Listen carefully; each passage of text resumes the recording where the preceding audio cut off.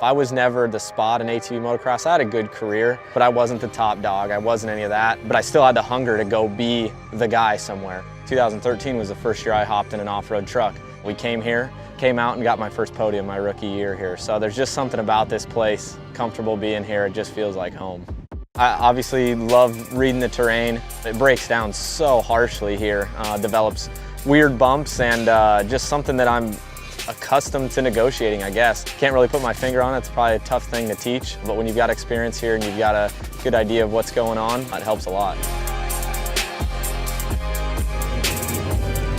I'm very confident in the truck, confident in my ability. Probably the best I've felt in a long time in the package that we're bringing here to RedBud, what we had for Bark River, the previous event.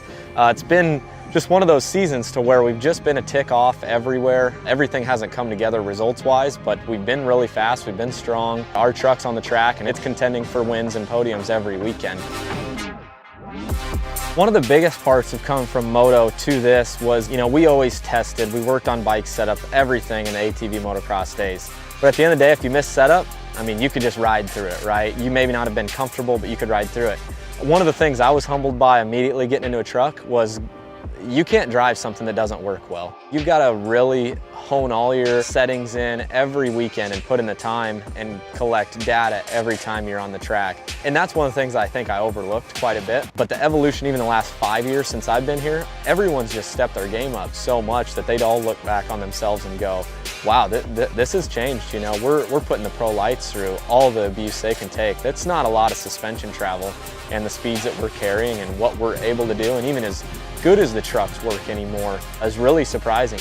The sport's really going through a big evolution stage within the last few seasons, so it's pretty cool to see.